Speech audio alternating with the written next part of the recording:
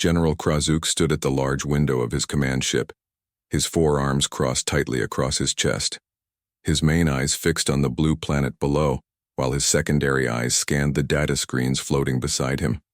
Earth looked so peaceful from orbit, so harmless. That was the problem. It should have been harmless. "Sir, we've lost all contact with Scout Team 7, reported Officer Meal, her voice shaking slightly. They went silent 12 minutes after landing near the human settlement called Oakville. Krazuk's skin shifted from pale blue to a deeper navy, a sign of extreme stress among his species. This marked the 6th team lost in the past 30 Earth days. "What were their last transmissions?" he asked, fighting to keep his voice steady. "Standard procedure, sir. They identified a suitable young human specimen in an isolated dwelling. A female approximately 7 Earth years in age. The team reported successful infiltration of the dwelling and then... nothing." Krazuk turned from the window, his tall, slender frame towering over the communications officer. The command center hummed with nervous energy as the 20 other Thalaxian crew members pretended not to listen. "Show me the location," he ordered. A holographic map appeared, showing a rural area with scattered houses. One pulsed red. Their target location. "The dwelling belongs to humans named Peter and Maria Clark," Officer Meal explained. "They have one offspring, a female called Amy. Our records show no military connections, no special security measures. They are farmers who grow corn.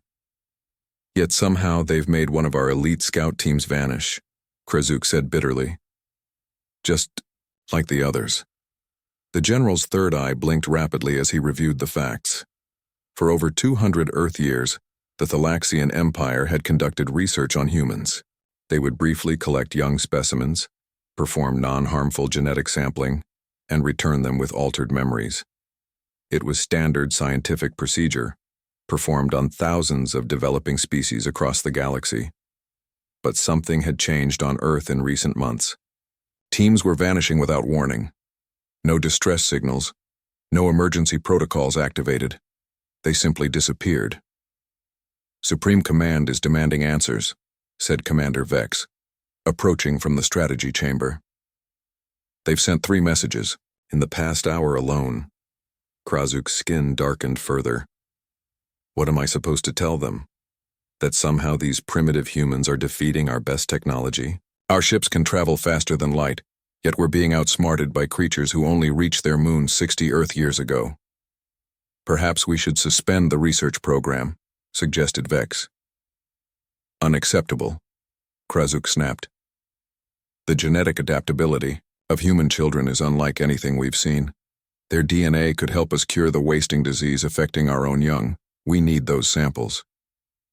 On the planet below, in the small farmhouse outside Oakville, Iowa, Amy Clark sat at the kitchen table eating cereal.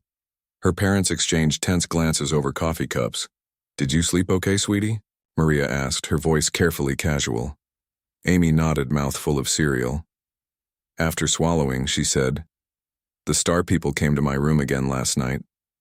Peter Clark's hand tightened around his coffee mug. "Did they? What happened?" "They tried to be quiet, but I woke up," Amy said, reaching for her orange juice. "They had big eyes and gray skin. But then Uncle Steve came in with his bright light and they fell down. Then more people came and took them away in big black bags." Maria stroked her daughter's hair. "That sounds like quite a dream." Amy shrugged. "It wasn't a dream. Uncle Steve told me to go back to sleep and that I was very brave." After breakfast, when Amy went to feed the chickens, Peter stepped into the barn and made a call on a special phone that wasn't connected to any normal network. Clark reporting. "Attempt at URA 217 hours. 3 subjects secured, no complications." The voice on the other end was all business. "Good work. Assets have been transferred to Facility Blue. Your brother performed well as first responder. Steve was a Marine for 12 years. He knows what he's doing," Peter replied. "Any word on why they're so interested in our sector?" "Still analyzing patterns. For now, maintain standard procedure. We'll have a debrief tomorrow." Peter ended the call and looked out across his cornfields. To anyone passing by, he was just a third-generation Iowa farmer. No one would guess he'd been recruited into the Guardian program 15 years ago, after his own childhood encounter with the visitors, or that his farm contained more advanced security technology than most military bases. Back on the Thalaxian command ship, General Krazuk reviewed holographic images of all 6 failed mission sites. They were spread across areas humans called Iowa, Nebraska, Kansas, and Wisconsin. Rural locations, isolated dwellings, minimal official security presence. There must be a connection we're missing, he muttered, his secondary arms manipulating the holographic controls while his primary arms remained crossed. Science Officer Velmora approached with a data crystal. General, I've completed the analysis of local communications around these locations. There's something strange. What is it? Nothing, she said. That's what's strange. In each case, there were no reports of unusual sightings, no emergency calls, no military communications. It's as if nothing happened at all. Krazuk's eyes narrowed. That's not possible. Even with our memory alteration technology, there should be some trace. Human communication networks are primitive and open. We monitor them easily. Exactly, sir, it's too clean. Almost as if they knew we were listening, Krazuk finished the thought. A cold feeling spread through his core body. Could they be aware of us? Not just reacting to individual collection teams, but actually knowing about our research program? The evidence suggests it, sir, Velmora admitted, but their technology is at least 70 years from developing anything that could detect our presence. Krazuk turned back to the window, staring at Earth, with new unease. Unless they had help, or unless we've severely underestimated them. In an underground facility beneath a nondescript office building in Des Moines, Colonel Diane Foster watched as technicians unloaded 3 sealed containment units from a black unmarked truck. Each unit held one of the alien beings captured at the Clark farm. Status? She asked the lead technician. Sedated but stable. Same physiology as the others. We've added them to Research Block C. Diane nodded and turned to a tall man in civilian clothes, Steve Clark, Amy's uncle and a key field operative in the Guardian program. Good work tonight, Steve. That's 23 visitors we've captured this year. They're getting bolder, Steve noted. Coming more often, taking more risks. Which tells us they're desperate for something, Diane said. And we need to find out what before they change tactics. The containment field technology we reverse-engineered from their own. Equipment won't work forever. They'll adapt. And the kids? Steve asked. Amy handled it well, but she's starting to remember more each time. Diane's expression softened slightly. The psych team is developing better support protocols. These children are our front line, even if they don't know it. We need to protect them both from the visitors and from the truth, at least for now. As they spoke deep in the facility, scientists in specialized gear examined the captured aliens and their equipment, slowly unraveling secrets that would change humanity's understanding of their place in the universe forever and in orbit above Earth. General Krazuk made the most difficult decision of his career. He opened a secure channel to the Thalaxian Supreme Command. This is General Krazuk with an urgent update on Operation Earth Harvest. We may have a significant problem. Colonel Diane Foster walked through the long white hallway of Facility Blue, her footsteps echoing against the hard floor. 2 armed guards followed at a respectful distance. They passed door after door of thick metal, each marked with symbols, rather than numbers or words. This place did not exist on any official map. She stopped at a door near the end and pressed her palm against a scanner. The door slid open with a soft hiss. Inside, a team of scientists worked around a large, clear container. Inside the container was one of the aliens captured at the Clark farm 3 days ago. It was conscious now, its large black eyes following Diane as she entered. Has it said anything? She asked Dr. Paul Wilson, the lead scientist. Yes, quite a bit, actually, Paul replied, pushing his glasses up. It calls itself a Thalaxian and claims to be a science officer named Velmora. It keeps demanding to speak with someone in authority. Diane stepped closer to the container. The alien was about 5 feet tall with grayish-blue skin, a large head, and 4 arms. Its eyes were the most striking feature, large, black, and showing clear intelligence. I am Colonel Diane Foster of Earth's Special Defense Program, she said clearly. I understand you speak our language. The alien's mouth moved, forming words with difficulty. Your language is simple. I learned it in one day. Diane nodded, keeping her face neutral. Why have you been taking our children? We do not take them, the alien said. We borrow them briefly for research. They are returned unharmed. With their memories altered, Diane said sharply. With lingering trauma. With nightmares and fears they cannot explain. The alien's skin darkened slightly. Minor side effects. The research is important. Important for what? The alien hesitated. I am not authorized to share that information. In orbit above Earth, General Krazuk faced the angry holograms of the Thalaxian Supreme Command. There were 5 of them, each a high-ranking leader of their vast empire. 6 teams lost, 23 of our best scientists and soldiers gone. Thundered Supreme Commander Zorax. This is becoming a disaster, General. We are working to understand what is happening, Krazuk said, trying to sound confident. I have a new theory that some humans may have developed defense capabilities. Impossible, snapped Science Director Melvik. Their technology is primitive. Our last full assessment was only 30 Earth years ago. Then how do you explain our losses? Krazuk asked. The room fell silent.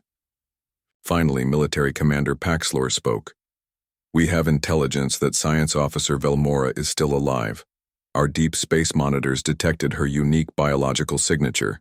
She has not been killed, merely captured. Krazuk's 4 hands clenched into fists. Captured? By humans? That is not possible. Yet it seems to be happening, Paxlor said coldly. Your mission now has 2 objectives, General. Continue the genetic sampling program, but also rescue our captured personnel. If humans have indeed developed the ability to detect and capture our people, we must know how.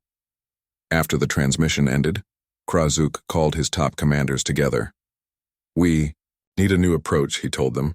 No more small teams. Our next mission will be larger, with better equipment and soldiers as well as scientists.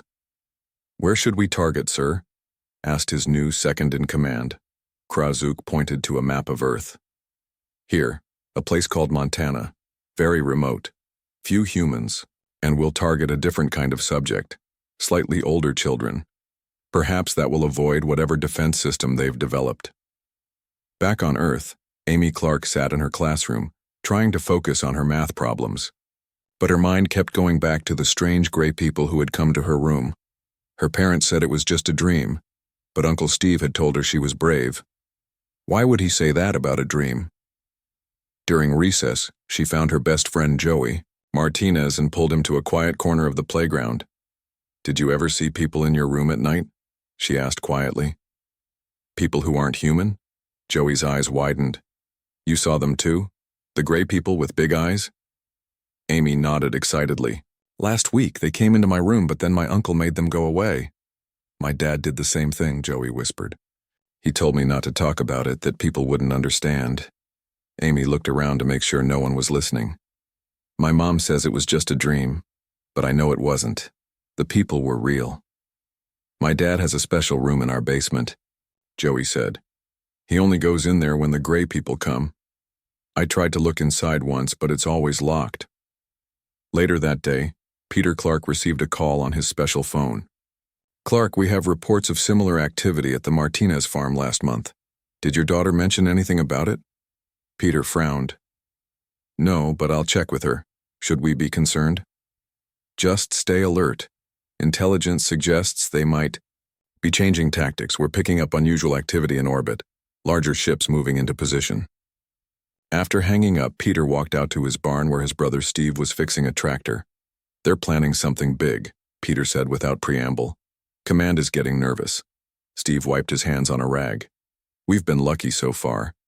The capture teams have worked perfectly. But if they start sending larger groups... I know, Peter said grimly.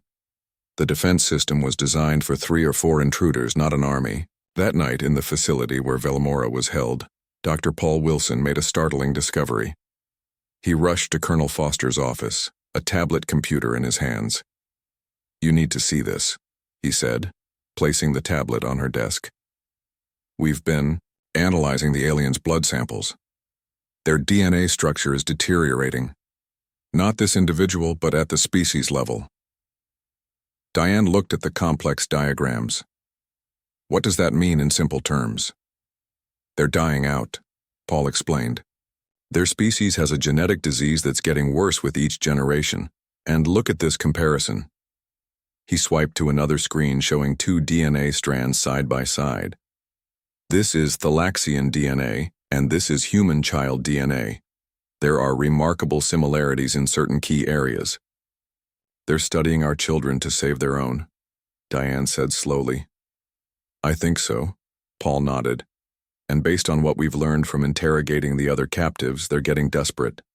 Their children are being born with increasing defects. They need a cure soon."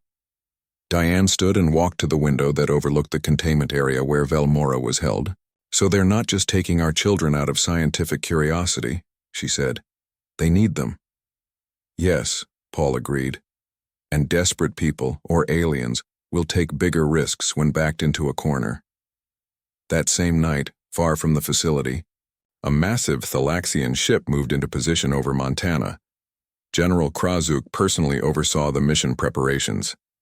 "Remember," he told the team of 12 soldiers and scientists, "we need at least 3 viable specimens. And watch for any signs of defensive measures. If you encounter resistance, do not engage immediately. Report back.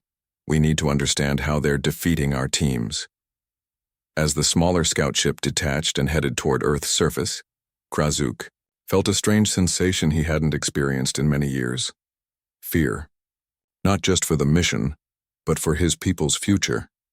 If they couldn't obtain the genetic material they needed from human children, the Thalaxian race faced extinction within 3 generations. The scout ship disappeared into Earth's atmosphere, headed for a small town in Montana, where satellite scans had identified several suitable human children. Unknown to Krazuk, a network of hidden sensors detected the ship immediately. In an underground command center beneath an ordinary-looking ranch house, a woman named Lisa Brown picked up a secure phone. "Command, this is Montana Outpost 7. We have a large contact inbound, much bigger than anything we've seen before. Request immediate backup." The chess game between humans and aliens was about to enter a new, more dangerous phase.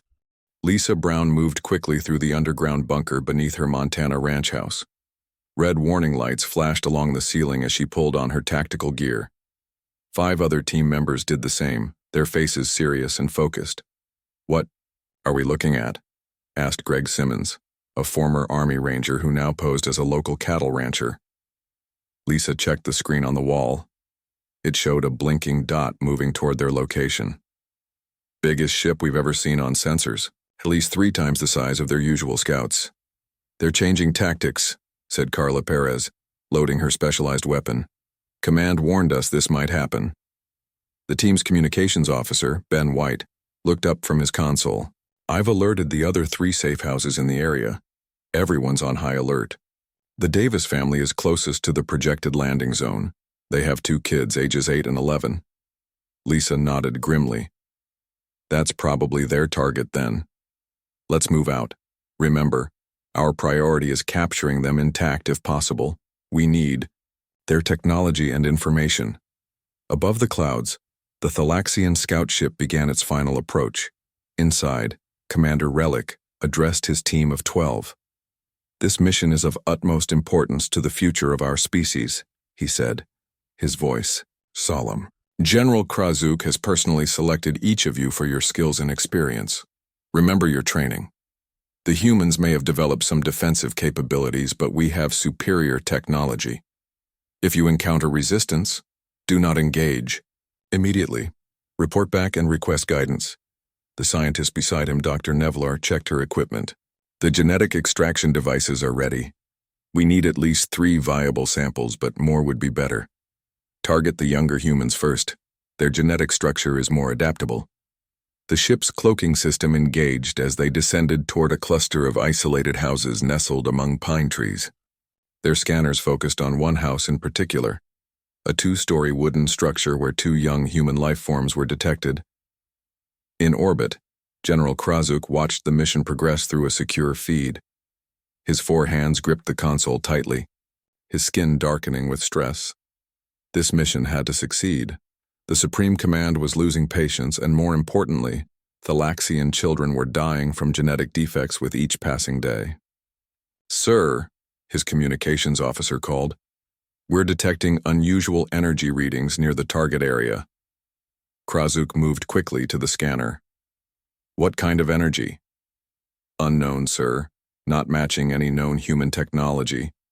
It's almost similar to our own sensor systems, but more primitive." Krazuk felt his blood run cold. "Send an emergency abort signal to the team. Now." But it was too late. The scout ship had already entered radio silence as part of standard stealth protocol. They wouldn't receive any messages until they reported back. Inside the Davis family home, 11-year-old Sam Davis was reading a book to his 8-year-old sister Emma when their father John burst into the room. "Kids, remember that drill we practiced?" he said calmly, though his eyes were alert. "We need to do it now, for real." Sam immediately closed his book. "They're coming, aren't they? The visitors?" John nodded. "Go to the safe room. Now. Don't come out until Mom or I come for you." The children moved quickly, heading to what looked like a normal closet in the hallway. Behind the hanging clothes was another door, made of thick metal. Emma went in first, followed by Sam. "Dad," Sam said before closing the inner door. "Be careful." John smiled tightly. "Always am, buddy. This isn't my first rodeo." As the children secured themselves in the safe room, John joined his wife Mary in the kitchen. She was already checking the specialized equipment hidden beneath a false bottom in their pantry. "Defense system is active," she reported. "Team is 8 minutes out." John took the strange-looking device she handed him. It resembled a flashlight, but with complex circuitry visible through its clear casing. "Let's make sure our guests feel welcome," he said grimly. Outside, the Thalaxian scout ship landed silently in a clearing about half a mile from the Davis home. Its cloaking technology made it invisible to normal sight and standard radar. The team of 12 exited, their own personal cloaking devices activating as they stepped onto Earth soil. Commander Relic signaled to his team to spread out in standard formation. 4 would stay with the ship, while 8 would proceed to the target. They moved silently through the forest, advanced sensors scanning for any human surveillance. "No unusual readings," reported the security officer. "The dwelling appears unprotected." Relic nodded but felt uneasy. Too many teams had disappeared recently for this to be as simple as it seemed. Still, they had their orders. The future of their species depended on this mission. As they approached the house, Lisa Brown's team moved into position around the perimeter. Their special goggles allowed them to see through the aliens' cloaking technology, a feature reverse-engineered from previously captured Thalaxian devices. "I count 8 bogies approaching the main house," Lisa whispered into her comm. 4 must have stayed with their ship. "Team 2, can you locate the vessel?" "Affirmative," came the reply from Greg, who led the second team. "We have eyes on it. Preparing containment field." Inside Facility Blue, Colonel Diane Foster received the live updates from Montana. She turned to the alien Velmora, who watched her curiously from inside the containment chamber. "Your people are walking into a trap," Diane said matter-of-factly. "Just like you did." Velmora's skin pulsed with color, a sign of distress. "You cannot hope to match our technology." Diane smiled slightly. "We don't need to match it, we just needed to understand it. And your people have been kind enough to provide us with plenty of examples to study over the years." She turned to Dr. Wilson. "Are you recording her biological responses? This could be valuable data." "Every fluctuation," he confirmed. Velmora moved closer to the clear wall separating them. "What do you want? Why are you capturing us instead of just defending your young?" "Because," Diane said, leaning closer, "we need to understand why, and now we do. Your species is dying. You need our children's genetic material to save your own. The alien's eyes widened. How could you know this? We've had 23 of your people to study, Diane replied. Including your medical databases and research notes, we know everything. Back in Montana, the Thalaxian team reached the Davis house. Commander Relic signaled for 2 of his soldiers to check the perimeter while he and the others prepared to enter. Remember, he said quietly, quick extraction. Target the young ones first. As the first alien approached a window, John Davis stood inside, the strange device in his hand ready. The moment the window slid silently open, he pressed the activation switch. A pulse of energy invisible to human eyes but devastating to Thalaxian neural systems shot out from the device. The alien fell silently to the floor, paralyzed but conscious. Outside, Lisa Brown gave the signal to her team. Now! From hidden positions around the property, larger versions of the same technology activated, creating a field that disabled the remaining aliens' nervous systems. They collapsed where they stood, unable to move or communicate with their ship. Lisa's team moved in quickly, securing each alien with specialized restraints. Command, this is Montana Team 1, Lisa reported. We have 7 packages secured, 1 inside the house, proceeding to Phase 2, securing their vessel. In orbit, General Krazuk watched in horror as all signals from his team suddenly ceased. What's happening? He demanded. Where are they? His communications officer frantically. Check the systems. All signals lost, sir. Just like the others. Krazuk slammed his fist down on the console. Impossible. They can't all just vanish. But they had. And for the first time, Krazuk faced a terrifying reality. The humans were not just lucky. They weren't just developing defenses by chance. They knew about the Thalaxians. They were hunting them systematically. And worst of all, they seemed to be winning. General Krazuk paced his private quarters, his forearms moving in agitated patterns. The small room felt even smaller as his mind raced with terrible possibilities. 6 teams lost. 35 of his people captured or killed. No information recovered. No samples obtained. A soft chime announced a visitor. Enter, he said tersely. His new science officer, Dr. Trelvak, stepped into the room. She was young for such a position, but with Velmora captured, choices were limited. Sir, I've completed the analysis you requested, she said, placing a datapad on his desk. Krazuk picked it up with one of his lower arms. And? The evidence suggests the humans have somehow obtained our technology. The energy signatures we detected before losing contact with the Montana team match our own neural disruptors, but cruder. Krazuk's skin darkened to deep blue. How is that possible? Even if they captured our people, they shouldn't be able to understand our technology, let alone replicate it. We may have underestimated them, Trelvak said quietly.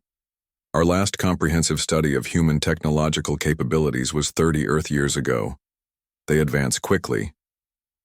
The general turned to look at the planet through his viewport. It hung there, blue and seemingly peaceful. The Supreme Command is demanding results. They've given me one final chance. One more mission before they recall me and send in the military. Trelvak's eyes widened. The military?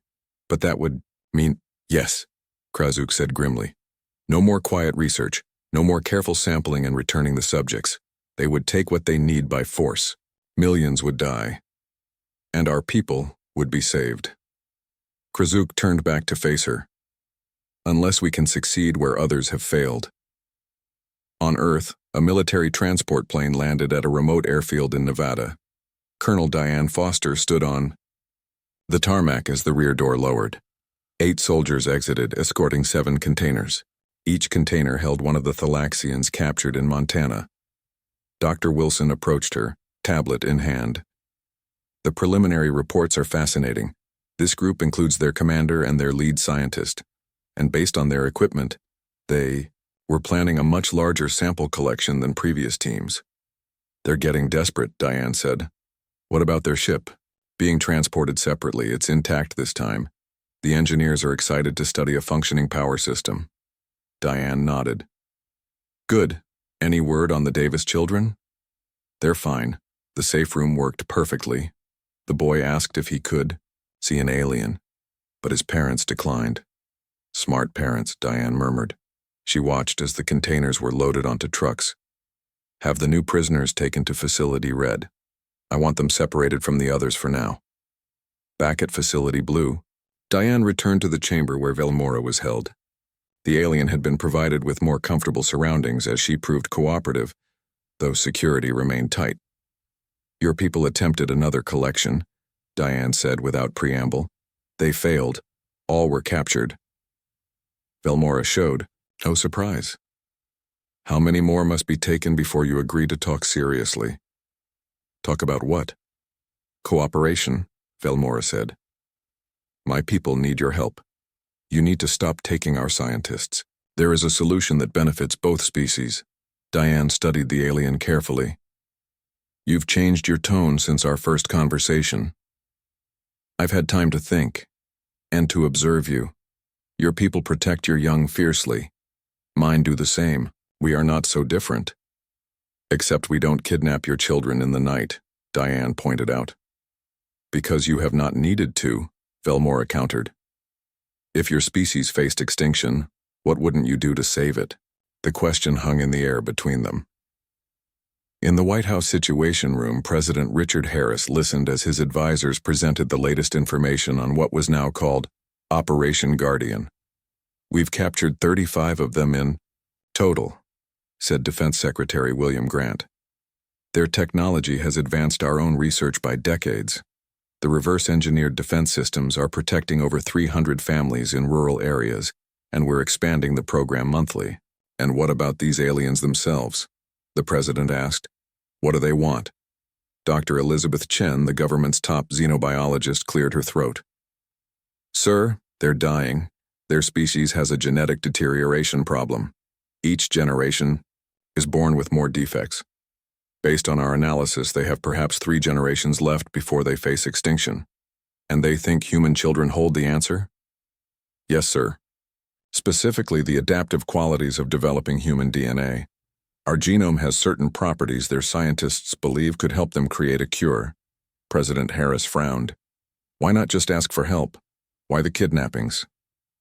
Their society is highly hierarchical and secretive, explained Director Samuel Wright of the newly formed Extraterrestrial Intelligence Agency.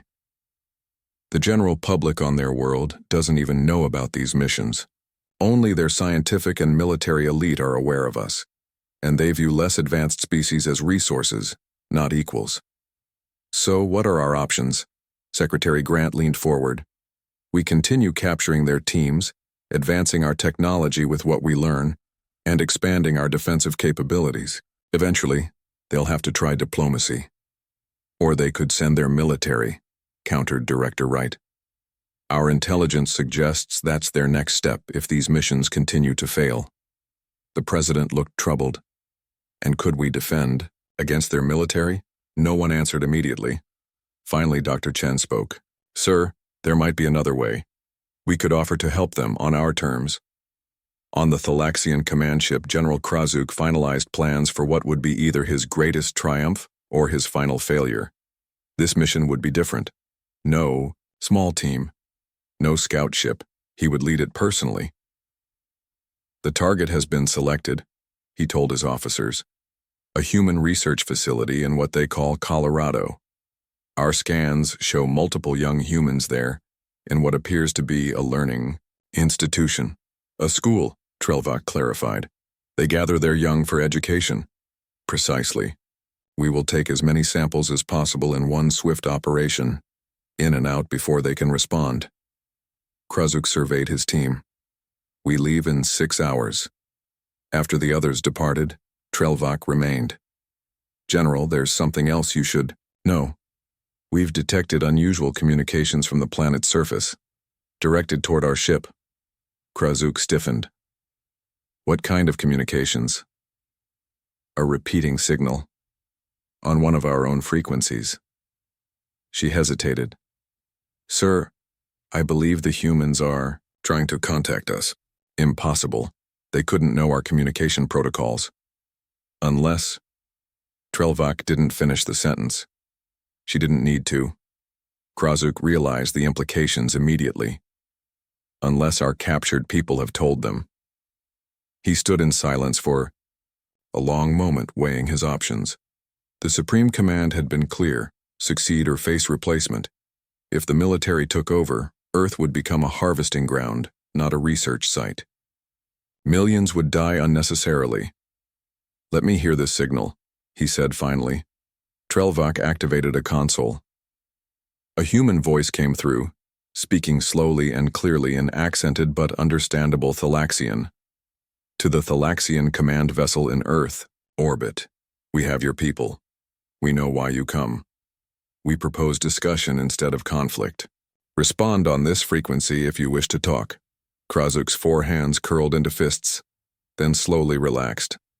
After a long moment, he made the most difficult decision of his career. "Prepare my shuttle," he told Trelvak, "and respond to the signal. Tell them I am willing to talk." As the message was sent, Krazuk looked once more at the blue planet below.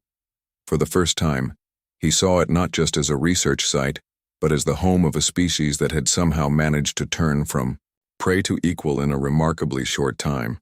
And for the first time in many cycles, he felt something he had almost forgotten: hope. The small conference room had been prepared carefully. One side of the long table was higher than the other to accommodate the Thalaxian physiology. The lighting was dimmed slightly to match their homeworld conditions. Armed guards stood at each corner, weapons ready but not raised. Colonel Diane Foster checked her appearance one last time. She wore her full military uniform with all decorations. The president had been clear: this meeting must show both strength and respect. "They're approaching," said Director Wright through her earpiece. "The shuttle has landed at the designated coordinates." Diane took a deep breath. "How many?" "Just 2. The general and his science officer, as agreed." This was the moment years of planning had led to. What had begun as a desperate defense of their children had evolved into humanity's first official contact with an alien species. The door slid open. General Krazuk entered first, his tall, slender form moving with deliberate dignity. His 4 arms were positioned in what intelligence suggested was a formal, non-threatening posture. Behind him came Dr. Trelvak, carrying what appeared to be a data device. Diane stepped forward. "General Krazuk, I am Colonel Diane Foster, representing Earth's United Defense Command. Welcome to our facility." Krazuk studied her with all 3 of his eyes. "Your pronunciation of my name is surprisingly accurate, Colonel. You have been well prepared for this meeting." "We've had good teachers," Diane replied, gesturing to the table. "Please be seated." As they took their places, Diane noted the tension in the alien general's posture. He was taking an enormous risk coming here. If his superiors knew he was attempting diplomacy instead of completing his mission, he would likely face severe punishment. "I will speak directly," Krazuk began. "My people need help. The genetic samples we have collected from your young are promising, but our research has stalled. Without a breakthrough, the Thalaxian people face extinction within 3 generations." Diane nodded. "We understand your situation better than you might expect. We've learned much from your captured scientists and their data." "Then you know why these missions were necessary," Trelvak said, speaking for the first time.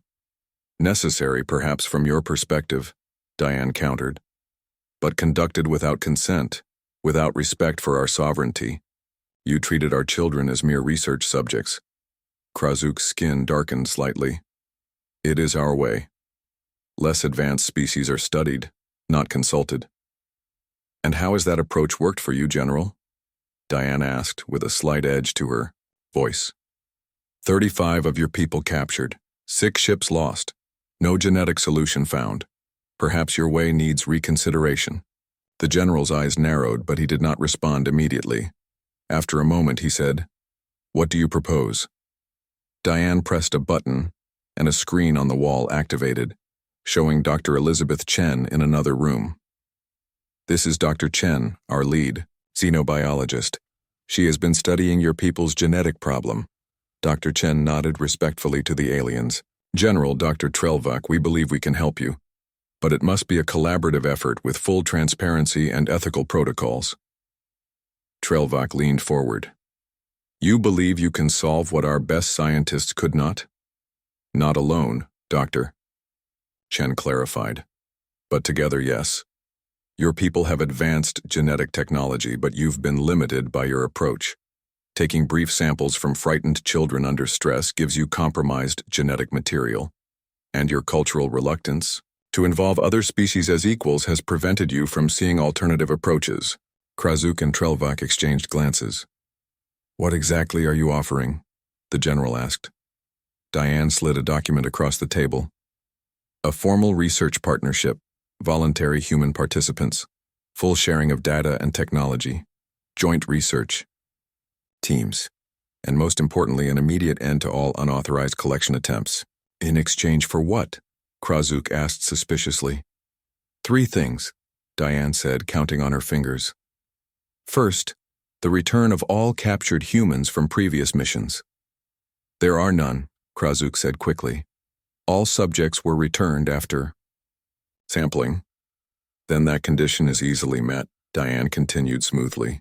Second, access to certain Thalaxian technologies, specifically medical and energy systems that could benefit both our peoples. Trelvak looked troubled. Our Supreme Command would never approve sharing advanced technology with a less developed species.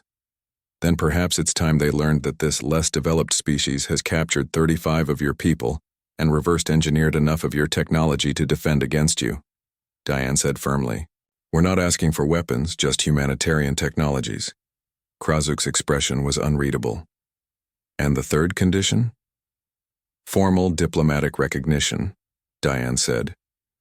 Earth to be acknowledged as a sovereign and equal civilization with all the protections that entails under whatever interstellar laws or agreements exist. The aliens were silent for a long moment. Finally, Krasuk spoke. You understand I don't have the authority to agree to these terms? Such decisions rest with the Supreme Command. We understand, Diane nodded.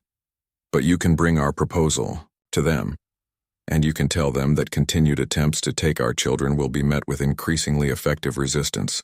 Is that a threat, Colonel? Krasuk asked quietly. It's a promise, Diane replied, and an unnecessary one if we can work together. Dr. Trelvak touched a control on her data device, displaying a holographic image of a Thalaxian child, clearly suffering from genetic abnormalities. This is my sister's offspring, she said softly. One of thousands born with these defects every cycle. Our hospitals are full of dying children. Please understand the desperation that drives us. Diane's expression softened slightly. We do understand. Earth's history is full of desperate measures taken to save our young. It's something humans and Thalaxians clearly share. We will do almost anything to protect our children. The room fell silent as the implications of her words sank in. After a long moment, Krasuk straightened. I will take your proposal to the Supreme Command. I cannot promise they will accept it. But you'll advocate for it? Diane asked. The general hesitated, then nodded once. I will. Our current approach has failed, and my primary mission has always been to save my people, not to follow protocol. 3 weeks later, at the same facility, Amy Clark stood nervously between her parents. They had explained that she would be helping the Star people today, and that it was very important. She wore her favorite blue dress and had her hair in neat braids. Dr. Chen knelt down to her level. Amy, remember what we talked about? These people need your help. They have sick children, and something special in your blood might help make them better. Amy nodded solemnly. Like when I give blood at the doctor's? Very similar, Dr. Chen smiled. And you're being very brave. The door opened and Dr. Trelvak entered. She moved slowly, careful not to frighten the child. Behind her came another Thalaxian, smaller, with skin that seemed more fragile somehow. Amy, Dr. Chen said, this is Dr. Trelvak and this is Melik. Melik is sick and we're hoping to help him. The Thalaxian child looked at Amy with large, curious eyes. Amy stared back, then did something unexpected. She walked forward and held out her hand the way her parents had taught her to greet new people. "Hi," she said simply. "I'm Amy. I'm sorry you're sick," Dr. Trelvak translated, and after a moment's hesitation, Melik extended one of his smaller arms, mimicking the human gesture. As their hands touched, Colonel Foster watched from behind a one-way window alongside General Krazuk. "The beginning of a new approach," the general said quietly. Diane nodded. "For both our peoples." Outside the facility, life went on. The stars shone down on a planet whose inhabitants now knew with certainty they were not alone. And in countless rural homes, across Earth, children slept peacefully, free from the fear of midnight visitors from the stars.